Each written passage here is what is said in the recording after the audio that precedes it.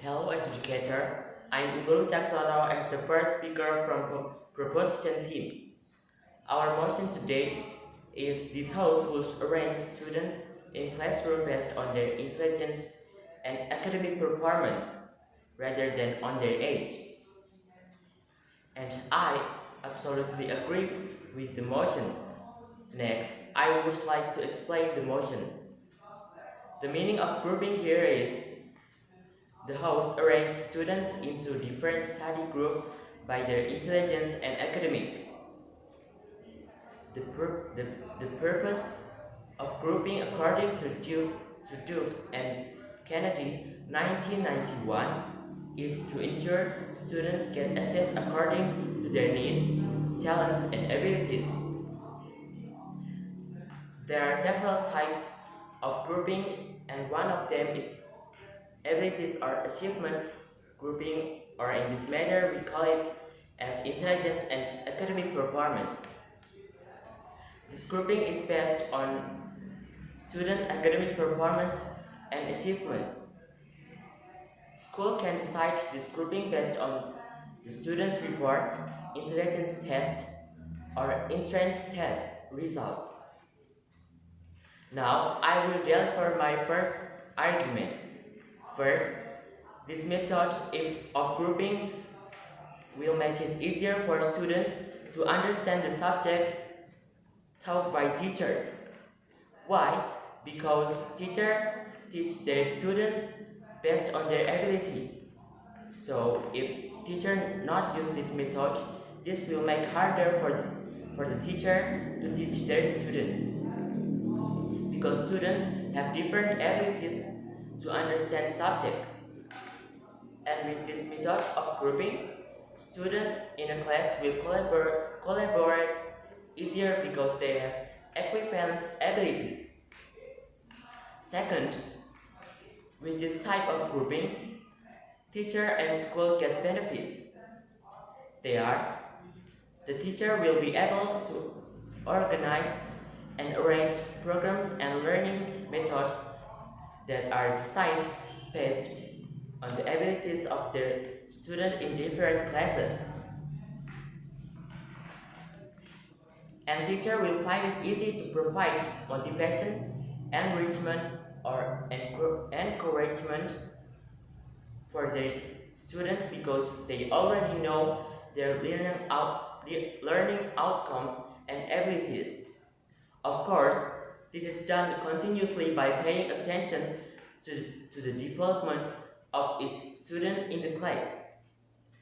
Then for school, this grouping will provide benefits, one of which is optimizing the potential of students so that it will support them in the next level of education. For example, students in the upper class may occupy or enter school with good standards. This happened in one of public elementary school in Semarang, which was stated in an article by Dodi Hendro Wibowo in the Journal of Psychology, Undip Volume 14, 2015.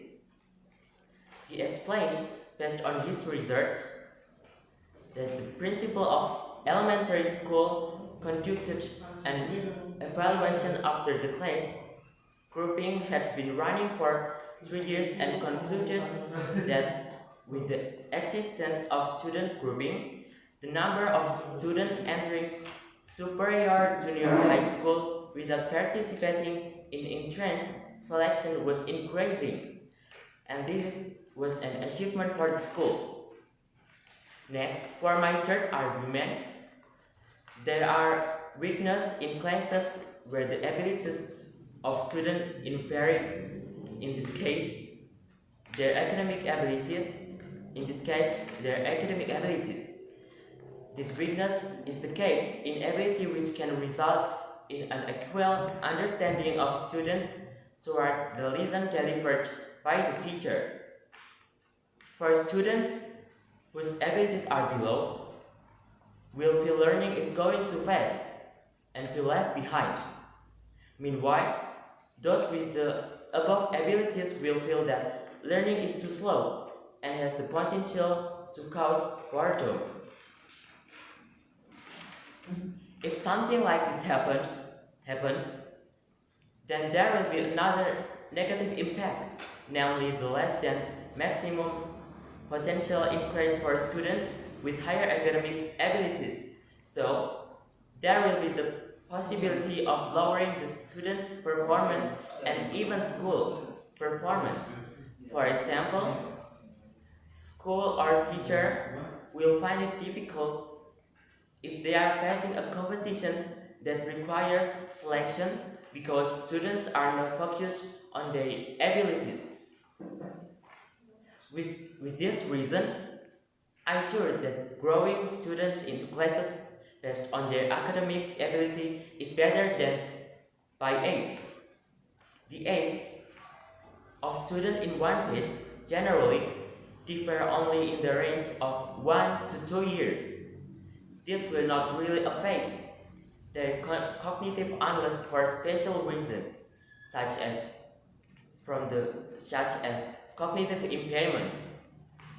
In addition, there is already a standard from the central government for the age of entry school, which is 7 years in elementary school. Therefore, grouping by age is not very effective. Before I conclude my arguments, there are a few suggestions that I would like to make. 1. Grouping based on academic ability must be carried out, monitored, and evaluated carefully so that its implementation is truly effective for students, teachers, and schools. Second, in addition to grouping based on academic ability, we can also try to group them based on interests and talents. For example, a special class for those with more sports abilities or prospective school top athletes. This is because intelligence abilities are not only based on academics, but also on skill that rely in physical activities.